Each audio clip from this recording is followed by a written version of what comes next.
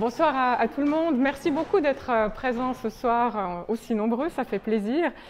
Comme Nicolas l'a dit, je vais aborder ce soir l'alimentation de la noblesse et des chevaliers en passant du pan au faisan pour faire écho à la thématique du festival Histoire et Cité, dont le thème de cette année, c'est Nourrir le monde. Un festival, vous le savez, qui débute ce soir, tout à l'heure, avec une belle table ronde sur manger, c'est politique, qui va débuter à 19h. Et c'est véritablement un festival qui s'annonce passionnant, donc je me réjouis aussi de découvrir les activités qui vont y être présentées. Alors aujourd'hui, le rapport à l'alimentation ainsi que les aliments eux-mêmes ont été à l'origine de très nombreux discours au Moyen-Âge, des discours qu'il convient d'aborder en premier lieu afin de pouvoir replacer les pratiques alimentaires de la noblesse et donc évidemment des chevaliers dans un contexte plus large et d'en saisir les particularités. Je vais utiliser en premier lieu deux typologies de sources, les livres de cuisine et les chroniques du XIVe et du XVe siècle, en premier lieu en Bourgogne et en Savoie, donc vous aviez tous les deux tout à fait raison. Pourquoi je vais commencer à parler de la noblesse? Tout simplement parce qu'en cette fin de Moyen-Âge, les chevaliers mangent avant tout en noble. Donc il convient vraiment de présenter l'alimentation de la noblesse pour saisir de manière plus spécifique celle des chevaliers. Je vais surtout me focaliser sur les produits carnés, le gibier d'air, d'eau et de terre, qui ont été investis, vous le verrez, d'une très forte symbolique au Moyen-Âge, tant au niveau naturel, hiérarchique que social. Je m'arrêterai ensuite, vous le voyez dans mon plan, sur ce qui constitue le moment phare des banquets princiers en premier lieu, les entremets, vous découvrirez de quoi il s'agit tout à l'heure. Et pour terminer, j'aborderai une pratique spécifique des banquets chevaleresques avec les vœux sur les oiseaux nobles. Et je m'arrêterai sur un banquet en particulier. Vous imaginez peut-être déjà de quel banquet il s'agit, le banquet du faisan, qui a eu lieu en 1454 à la cour du duc de Bourgogne, Philippe le Bon, qui est extrêmement bien documenté, vous le verrez. La grande chaîne de l'être, tout un programme. Les philosophes médiévaux de la nature ont emprunté à l'Antiquité, et notamment au naturaliste Pline l'Ancien, et à son texte L'Histoire naturelle, une monumentale somme de connaissances rédigée au 1er siècle, l'idée selon laquelle l'univers s'ordonnait verticalement. Les 4 éléments étaient disposés en cercle concentrique. On le voit, c'est beaucoup plus clair si je vous montre de l'iconographie. L'eau entourait... Voilà. Oh, ah non, c'est pas ce que je voulais faire. Celui-là. Voilà, l'eau entourait la terre, l'air entourait l'eau et le feu entourait le cercle précédent. Vous le voyez ici dans 2 enluminures qui datent du XIVe siècle, tirées de l'image du monde du clerc Gossuin de Metz. Les médiévaux plaçaient évidemment Dieu au sommet de l'univers. Vous le voyez ici, tout en... Je ne vais pas me tromper cette fois. Tout en haut, dans une grande chaîne de l'être qui rassemblait toute la création sous l'autorité divine dans une ordonnance de la nature. Les plantes et les animaux y occupaient une place définie entre les 2 extrémités de la chaîne. L'ordre y était strictement hiérarchique, c'est-à-dire que chaque plante ou animal était plus noble que celui qui était placé juste en dessous de lui dans la chaîne. La chaîne subdivisait ainsi la création en 4 parties qui représentaient chacune un élément, comme je vous l'ai dit, la terre, l'eau, l'air et le feu, auxquels les plantes et les animaux étaient reliés. La terre était la partie la plus basse et donc considérée comme la plus vile, la moins valorisée. Les plantes les moins nobles étaient celles qui possédaient un bulbe qui poussait sous terre, comme les oignons par exemple, tandis que les plus valorisés de cet élément, car loin de la terre, étaient les fruits. Plus le fruit se trouvait au perché, plus il était censé être meilleur, parce que plus près de Dieu. Le deuxième segment, celui de l'eau, était constitué au plus bas des éponges, alors qu'au sommet de cette hiérarchie se trouvaient des cétacés qui ont la possibilité de nager à la surface de l'eau, voire même de sortir de l'eau pour se retrouver dans les airs, comme les baleines et les dauphins. Les dauphins faisaient d'ailleurs le lien avec l'élément suivant, l'air. Les oiseaux qui se trouvaient en bas de leur catégorie étaient ceux qui justement vivaient dans l'eau, mais qui sont capables de voler, comme les canards et les oies. Leur lien avec l'eau les rendait moins dignes que les chapons et les poulets qui passaient pour être plus aériens, mais c'est quand même quelque chose de relatif par rapport à leur grande capacité de voler. Mais évidemment, ils étaient beaucoup moins valorisés que les oiseaux chanteurs et surtout que les oiseaux capables de voler haut dans le ciel. Après l'air se trouve le feu, qui abrite les animaux mythologiques comme le phélix ou la salamandre, mais qui évidemment ne se mange pas. Vous allez me dire, mais où sont les quadrupèdes? C'est une bonne question. Ils sont à peu près inclassables, dans le sens qu'on ne peut pas les classer dans un élément particulier. Ils sont proches de la Terre, mais pas dans la Terre, comme les végétaux. Leurs pattes touchent la Terre, mais disons qu'elles ne sont pas dans la Terre telles que les végétaux, comme je vous l'ai dit, mais ils n'appartiennent pas à l'air non plus. Donc en quelque sorte, ils étaient mieux considérés que les plantes, mais beaucoup moins bien que la volaille. Parmi les quadrupèdes, on a aussi une hiérarchie interne, avec au plus bas le porc, pour une raison très simple, parce qu'il fouille la terre avec son groin, et on retrouve cet élément de la terre qui est dévalorisé, tel qu'on l'a vu tout à l'heure dans la chaîne de l'être. Il était suivi du mouton, du bœuf et du veau, qui étaient le plus valorisé de sa catégorie. Des catégories qui trouvent une correspondance entre la hiérarchie humaine et la hiérarchie de la nature telle qu'elle était établie dans ces discours. Comment cette hiérarchie était pensée, organisée? Tout simplement parce que l'homme lui-même, depuis l'Antiquité, était vu comme un petit univers, donc un microcosme, un petit monde à l'intérieur du grand monde. On le voit de manière assez claire ici. C'est une idée qui a été reprise pendant tout le Moyen-Âge. Vous le voyez dans une enluminure, dans un schéma tiré du livre des heures divines d'Hildegard de Bingen, cette abbesse bénédictine mystique allemande du XIIe siècle, enfin en Allemagne, dans un manuscrit du XIIIe siècle. Et comme vous pouvez bien le voir, l'homme se trouve à l'intérieur des quatre éléments, donc la terre, l'eau, l'air et le feu, tel que je vous l'ai présenté tout à l'heure, donc ce microcosme au sein du macrocosme. En résumé, les ressources qu'il fallait aller chercher au sommet des arbres comme les fruits, ou dans les airs comme les oiseaux, étaient réputées plus nobles et donc destinées aux seigneurs. En revanche, étaient considérées viles, vous l'avez compris, et de fait destinées au peuple, celles qui se trouvaient au ras du sol, voire sous terre, comme les oignons. Le rapport entre la qualité de l'aliment et la qualité de la personne était considéré comme une vérité absolue. Cette correspondance entre rang social et alimentation est même soutenue dès le haut Moyen-Âge par des théologiens qui la justifient en y appliquant des spécificités morales et physiologiques, et tout manquement était vu comme un signe de désordre dangereux et de confusion sociale et naturelle. Les moralistes ne sont pas du tout les seuls à aborder ces questions, les médecins, et même parfois les cuisiniers font également dans leur discours le lien entre nourriture, santé et statut social. On peut le voir ici dans un texte qui est vraiment intéressant, d'un cuisinier anonyme, auteur d'un recueil culinaire du début du XIVe siècle, qui est rédigé en latin, mais je traduis le titre, « Traité de la façon de préparer et assaisonner tous les aliments et la boisson ». Et ce texte mentionne qu'il est des aliments convenables et appropriés aux personnes nobles et riches qui vivent dans le calme, tels les perdrix et les faisans, les poulets, chapons, lièvres, chevreaux et lapins, assaisonnés de manière diverse et variée. Il en est d'autres qui sont appropriés aux hommes robustes et vivant dans le travail, comme la viande de bœuf et de mouton, le porc salé, les pois, les fèves, le pain d'orge et celui qui est fait de froment.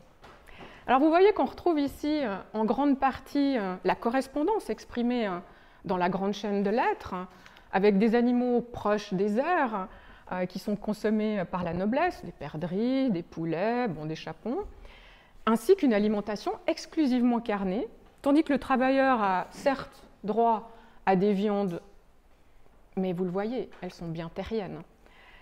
Notez surtout la présence des fèves et des pois, donc proches de la terre, des végétaux, qui ne conviennent pas du tout à la noblesse et qui sont destinés, comme on le voit ici, aux couches les plus basses de la société, tant au niveau symbolique que hiérarchique et même physiologique. On parle vraiment de la nature de ces différents mangeurs.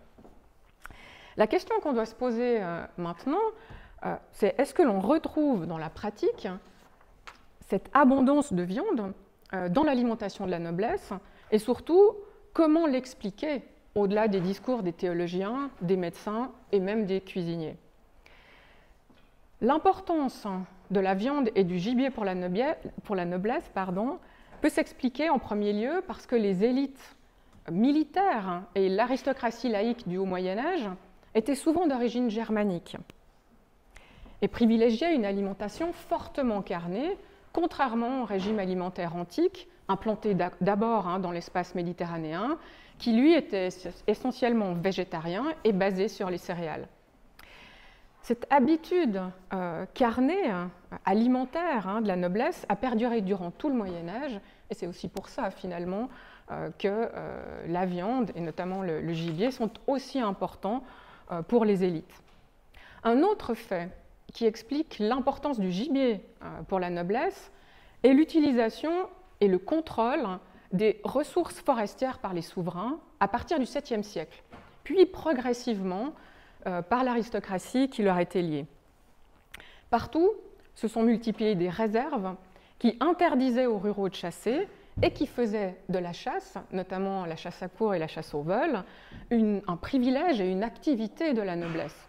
Le braconnage était d'ailleurs sévèrement réprimé et persécuté. L'influence du système alimentaire germanique carné, ainsi que la limitation ou l'abolition du droit de chasse, ont entraîné une véritable différenciation sociale et qualitative du régime alimentaire.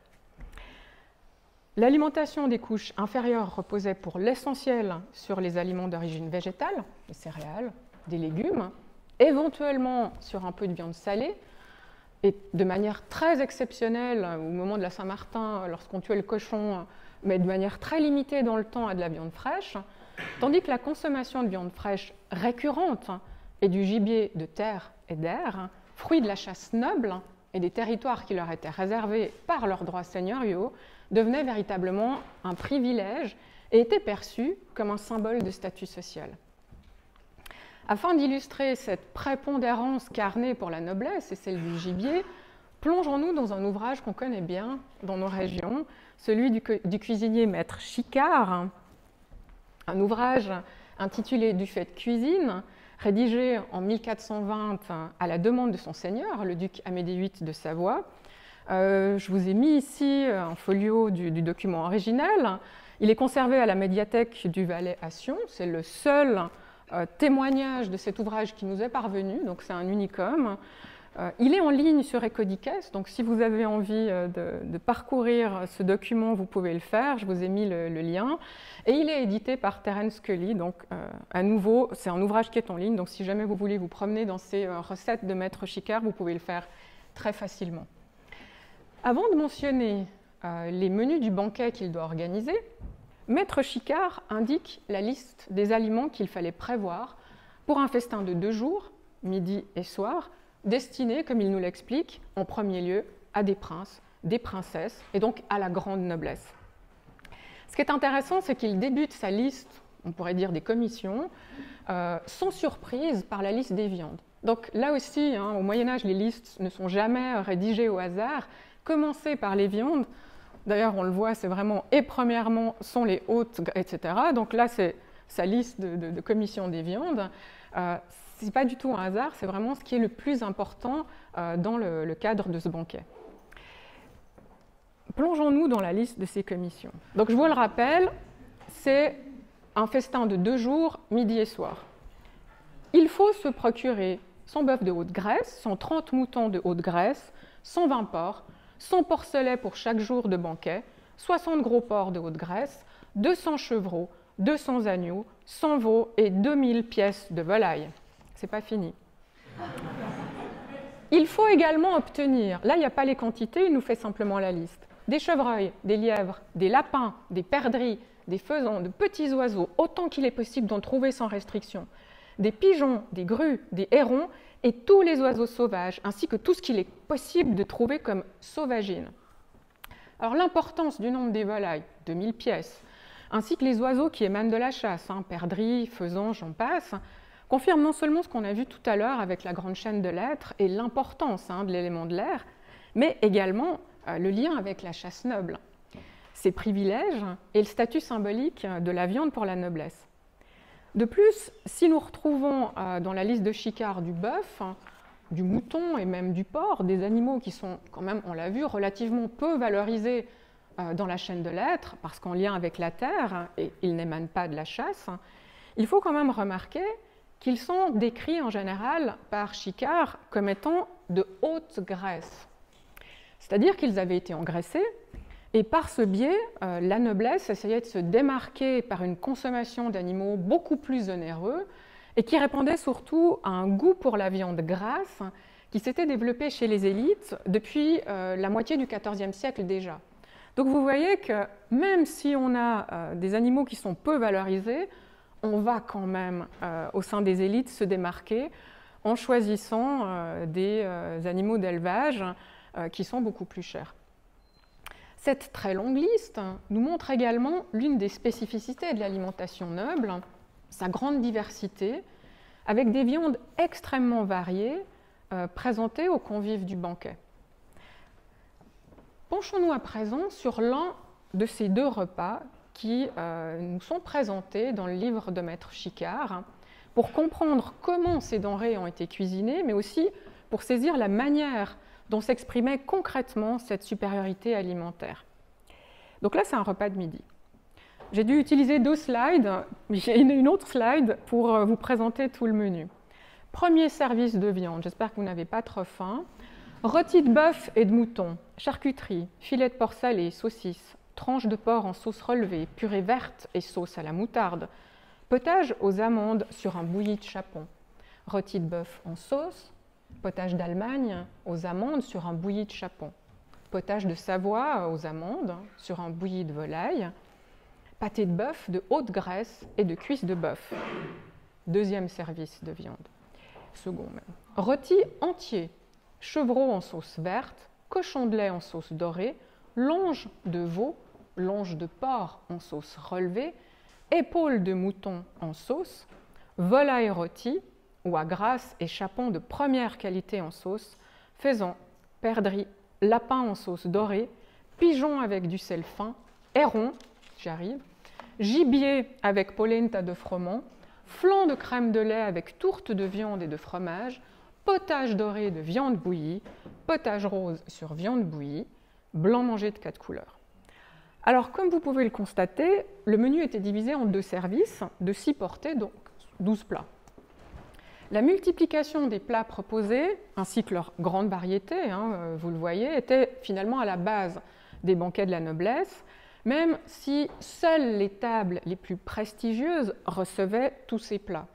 Plus on s'éloignait de la table d'honneur, donc de celle du seigneur invitant, moins les plats étaient importants.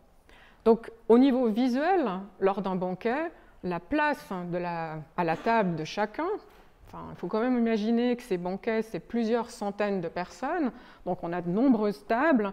Plus les tables sont éloignées de la table d'honneur, moins vous êtes valorisé au premier coup d'œil, on sait exactement où vous vous trouvez dans la hiérarchie de la cour, mais vous recevez aussi moins de plats. Le nombre de plats, comme je vous l'ai dit, était quand même symptomatique du prestige, donc plus on recevait de plats, plus on était finalement en odeur d'être quand même dans la table la plus valorisée. Donc symboliquement et visuellement, on avait déjà une indication du rang curial. Ce n'est pas une surprise non plus, vous l'avez vu, la viande est présente dans chaque plat. Et elle est omniprésente dans le menu. les volailles rôties, oies grasses, chapons de première qualité, des animaux qui proviennent de la chasse, perdrix, faisans, pigeons, hérons, qui marquent véritablement cette spécificité de la table noble. Et comme on l'a vu tout à l'heure, ces produits de la chasse sont extrêmement valorisés parce qu'ils n'apparaissent que dans le deuxième service. Il y a un crescendo dans ce menu. Dans la première partie du menu, on a simplement du bœuf, du mouton, du porc, tandis que dans la deuxième, c'est seulement là qu'apparaissent les aliments qui proviennent de la chasse et le plus grand nombre d'oiseaux. Donc il y a un crescendo qui est organisé dans ces deux services pour marquer justement cette importance de l'élément de l'air, mais aussi de la chasse de manière plus large. Vous remarquerez aussi que dans ces services, les viandes rôties sont prédominantes, ce qui signifie bien sûr qu'il s'agit de viande fraîche, ce qui constitue un autre marqueur social. Un autre marqueur social est aussi constitué par les morceaux de viande qui étaient sélectionnés. On va retrouver des gigots, de la longe, tout ce qu'on va appeler les hauts morceaux. Donc à nouveau, même dans la terminologie, on va faire une distinction entre les hauts morceaux et d'un autre côté les bas morceaux qui étaient consommés par les moins fortunés, les pattes, les têtes, les abats. Et on retrouve véritablement cette opposition, même au niveau terminologique encore à l'heure actuelle, entre hauts et bas morceaux. Alors, quant aux légumes, je ne sais pas si vous en avez vu beaucoup, il y a une petite purée verte au premier service, mais on va bien dire qu'ils brillent par leur absence. Et on retrouve ainsi dans ce menu de Maître Chicard la grande chaîne de lettres, cette incompatibilité des végétaux pour la noblesse. Et vous aurez aussi remarqué au niveau de la structure de ce banquet qu'ils étaient tous les deux terminés par des entremets. Mais de quoi s'agit-il? Alors les entremets sont attestés dès le XIIe siècle. Ils existaient à partir de ce moment-là pour faire patienter les convives les plus importants entre deux services d'un menu. Pour quelle raison? Parce que les cuisines étaient très souvent éloignées de la salle de banquet et faire patienter trop longuement les hôtes prestigieux était véritablement un problème. Donc, ces entremets entre un service et un autre permettaient d'amener des plats supplémentaires aux personnes les plus prestigieuses pour les faire patienter. Donc, les entremets n'étaient pas donnés à toutes les tables. Au XIVe et au XVe siècle, ces entremets vont se modifier de manière considérable, vont se complexifier et vont surtout viser à impressionner les convives par des plats véritablement extraordinaires, comestibles ou non. Donc on a déjà changé finalement de catégorie, mais il s'agissait aussi d'organiser des pantomimes, des scènes jouées, déclamées, d'organiser aussi des réalisations, pièces architecturales, voire même pyrotechniques, donc véritablement un spectacle qui était organisé entre les services et qui manifestait de manière très précise le savoir-faire des maîtres-queux, des peintres, mais aussi des menuisiers de l'hôte, parce qu'on avait véritablement une collaboration entre ces différents artisans pour créer ce qui allait impressionner les convives. Ces entremets pouvaient aussi être utilisés pour faire passer des messages, et parfois des messages de propagande à l'Assemblée. Dans le menu de Maître Chicard que je vous ai présenté, on trouve ainsi à la fin du premier service l'entremet de tête de sanglier doré qui lance du feu. Alors, on ne sait pas très bien comment il s'y est pris, il n'y a pas une grande explication, mais on a clairement un renvoi à la chasse noble. Et puis, à la fin du deuxième service, vous voyez qu'on a un entremet élevé, suivant la terminologie de Chicard. Alors, je vous ai résumé parce que la description est très longue, mais c'est un château avec une fontaine d'amour, un cygne qui lui aussi lance des flammes, et un paon majestueux qui est présenté en train de faire la roue. Et il y a plein d'autres choses, mais je vous passe la description. Les oiseaux comme le cygne, le paon ou encore le héron étaient très souvent présents lors des entremets des banquets princiers, alors pour leur beauté bien sûr, leur prestance et leur port altier, Et ils étaient d'ailleurs perçus, et on le voit dans la documentation, comme des oiseaux nobles, qui devaient figurer en bonne place dans ces menus. Alors le problème, c'est que ces volatiles, en tout cas quand on parle du paon, c'est pas très bon en fait. Même pour les auteurs médiévaux qui nous parlent du paon, il nous est dit que la chair de paon est dure et sent mauvais. Donc il est peut-être très beau, mais il n'est pas forcément très bon. Par contre, l'effet décoratif et spectaculaire de ces volatiles est indéniable et surtout démontrait le savoir-faire du maître-queux, son art, comme Chicard le dit, pour faire en sorte que l'oiseau apparaisse comme vivant. Chicard est assez habile parce qu'il pense à un stratagème dans son livre pour concilier le beau et le bon. Lors de l'entremet du paon, c'est le dernier entremet que vous voyez ici, j'ai mis « oie » entre parenthèses parce qu'il organise un peu un stratagème pour avoir et le beau et le bon pour terminer son menu. Il mentionne en effet, alors je vous ai mis le texte, mais je vais pas tout lire, mais ce qui est important, c'est de comprendre que Chicard explique comment faire l'entremet du paon. Le paon devait être plumé, cuit, puis revêtu de ses plumes. Ça, c'est dans le cas habituel lorsqu'on fait l'entremet du paon, parce que c'est un entremet qu'on retrouve, pas uniquement dans l'ouvrage de Chicard, on le retrouve aussi dans d'autres ouvrages de cuisine à partir du XIVe siècle. Mais Chicard explique que pour faire honneur et courtoisie à son seigneur, le duc Amédée VIII de Savoie, il va expliquer qu'à la place du paon, il conseille de prendre une oie grosse et grasse, de la rôtir, et de l'habiller avec les plumes du paon, comme si le paon était vivant, et ça c'est ce qu'on retrouve dans la documentation, on parle toujours de « sur le vif », donc comme s'il était encore vivant, en train de faire la roue, dans toute sa splendeur et surtout le cou bien droit. Donc on est toujours avec ce signe, ce paon qu'on va retrouver dans ces entremets, dans cette volonté de mettre en scène ces oiseaux nobles qui vont être spectaculaires, parce que c'est tout simplement magnifique de les voir ainsi reconstitués. Chicard nous dit bien qu'il faut mettre une petite baguette pour bien faire tenir le cou droit, qu'il soit majestueux. Donc on est véritablement aussi dans un art qui est mis en scène au XVe siècle, notamment par Chicard, qui se met beaucoup en scène parce qu'il parle très souvent, c'est un jeu qui s'exprime, et surtout, c'est plus simplement une pratique du geste, mais c'est un art qui est présenté comme étant extrêmement complexe, que Chicard évidemment maîtrise et qu'il est capable de transmettre.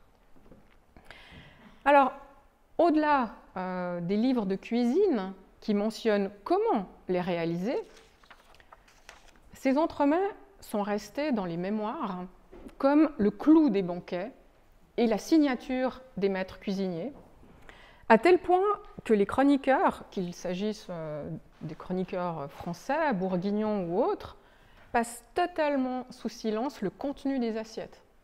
À chaque fois qu'on va parler de banquet, et Dieu sait si dans les chroniques on en parle, banquet de mariage, banquet diplomatique, voilà, finalement, on ne sait jamais ce qui est présenté dans les assiettes. Les chroniqueurs se focalisent uniquement sur les entremets et de manière extrêmement longue. Ce sont des descriptions qui vont s'étaler sur des pages, s'étendre sur des pages, et qui sont extrêmement précises et qui nous permettent de comprendre comment ces entremets étaient organisés, quelles étaient les thématiques qui étaient abordées, parce qu'on est face aussi à des thématiques récurrentes par rapport à une thématique qu'on retrouve très souvent, par exemple dans les mariages, que ce soit en Bourgogne ou en Savoie, on va trouver les mêmes thématiques. Pour les mariages, on va représenter des entremets avec ce qu'on appelle des hommes sauvages, donc des hommes proches de la nature, et donc de l'origine en fait, pour souhaiter aux couples qui se marient une descendance, et donc de parvenir à l'état de nature qui va leur permettre d'avoir des enfants. Donc ça, on va les retrouver, ces hommes sauvages, au sein de la nature, dans les entremets bourguignons, dans les entremets savoyards du XVe siècle, de manière récurrente. Donc il y a des thématiques aussi qui circulent et qui sont reprises. On peut voir cet aspect de cette prépondérance en fait, des entremets dans les chroniques, dans un extrait que vous avez choisi, mais ça aurait pu être un autre extrait, tellement les cas sont nombreux.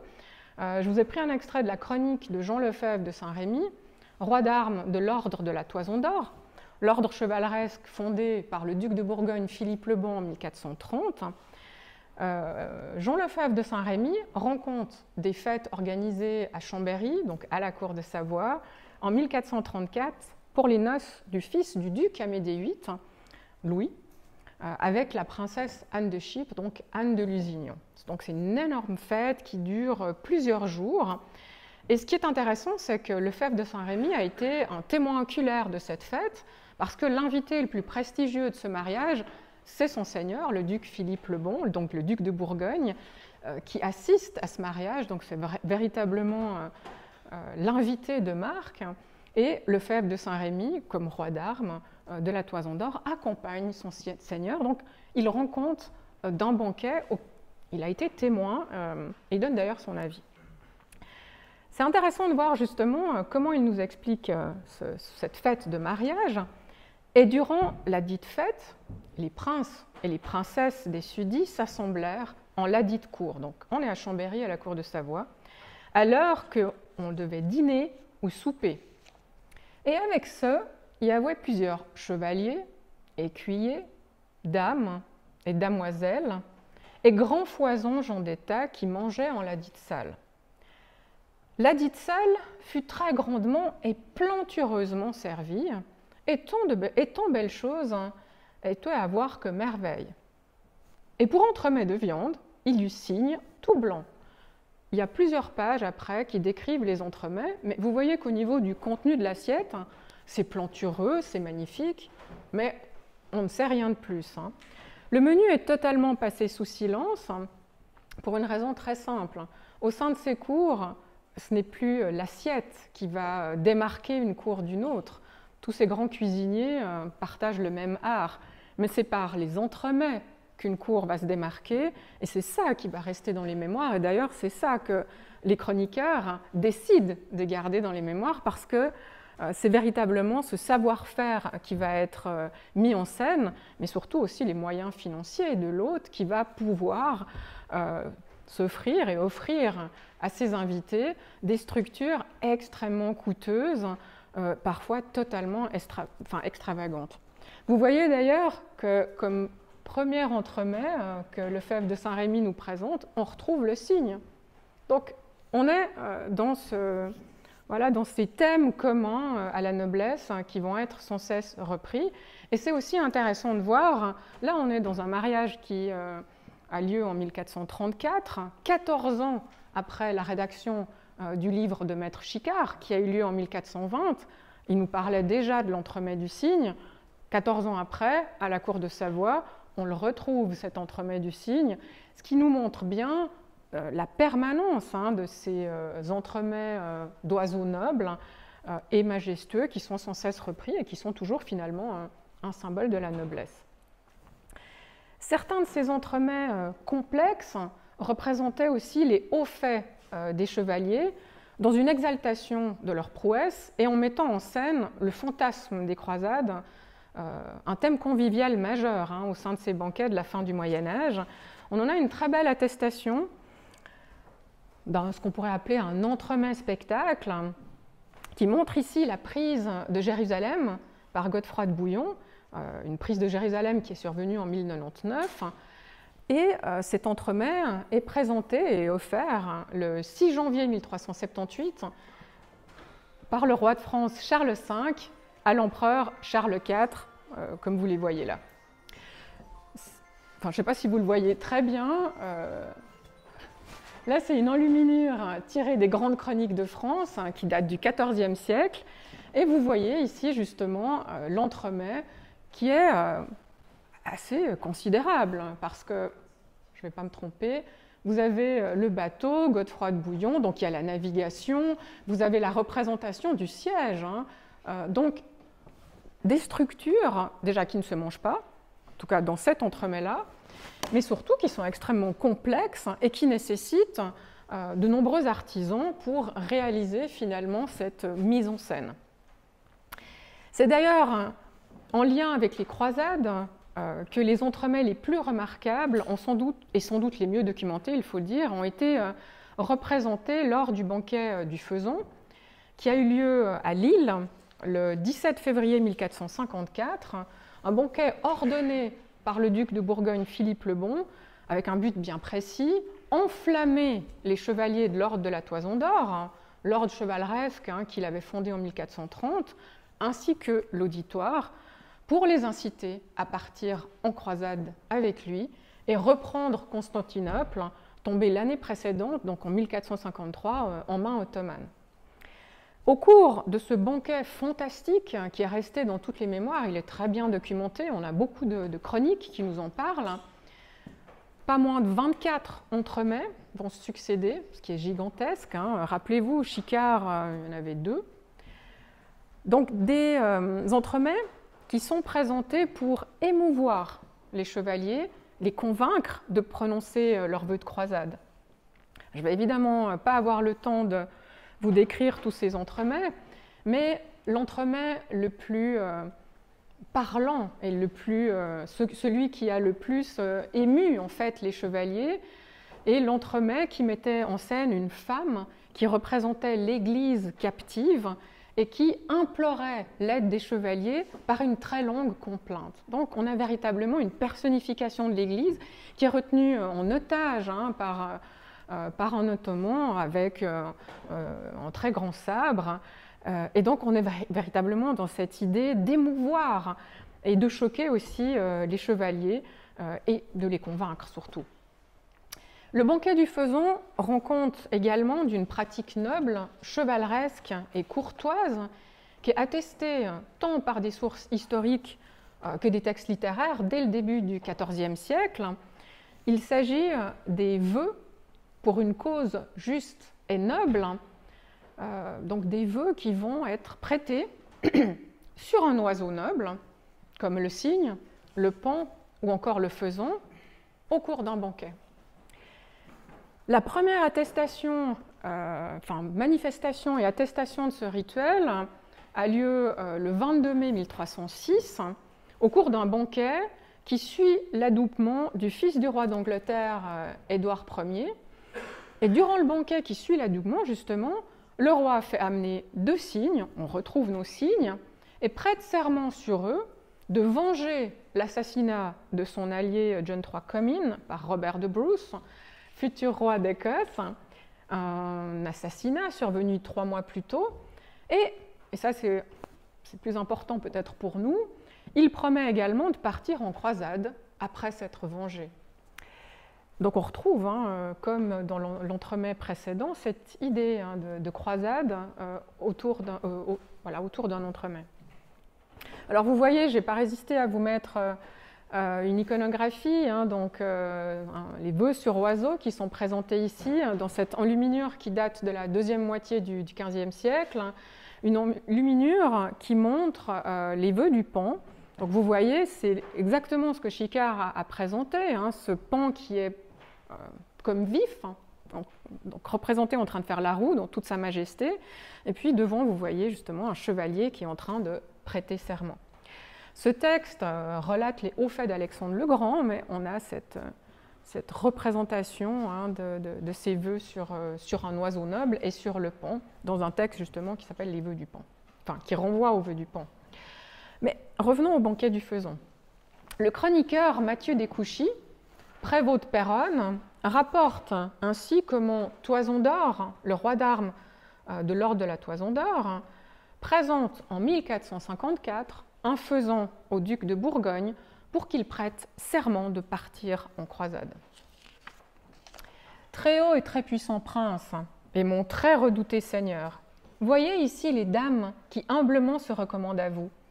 Et pour ce que c'est la coutume, et a été anciennement, qu'à grande fête et noble assemblée, on présente aux princes, aux seigneurs et aux nobles hommes, paons ou autres quelques nobles oiseaux, pour faire vœu utile est valable.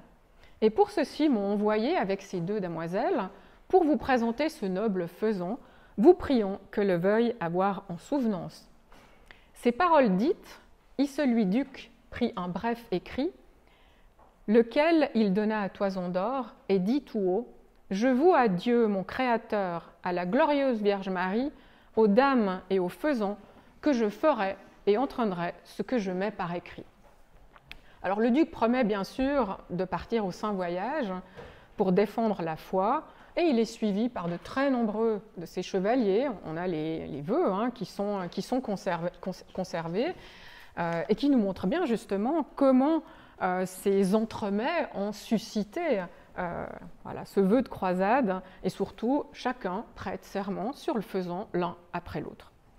Alors les chroniques ne nous disent pas si le faisan a été mangé à la fin.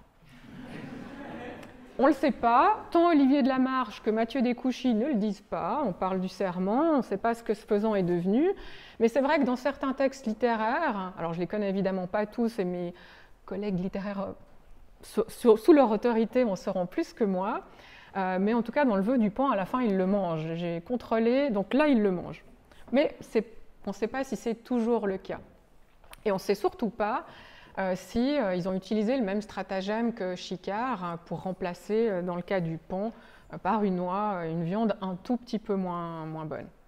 Alors si le banquet du faisan n'aura pas les retombées escomptées, parce que cette croisade n'aura jamais lieu, il ne reste pas moins que les vœux du faisan de 1454 rendent compte des spécificités des banquets princiers de cette époque, qui vont se distinguer par la multiplication des plats, 48 dans le cas présent, des entremets, 24 au cours de ce banquet du faisan, qui éclipsent totalement le contenu des assiettes, car c'est bien les entremets spectaculaires et complexes que les maîtres-queux utilisent pour exprimer leur art et qui vont faire leur renommée, la leur, mais aussi celle de leur seigneur et de sa cour. Une manifestation de prestige curial, on l'a vu, mais aussi chevaleresque, qui passe tant par la symbolique des oiseaux nobles, du pan au faisan, que par une recherche du beau et du bon. Et je vous remercie pour votre attention.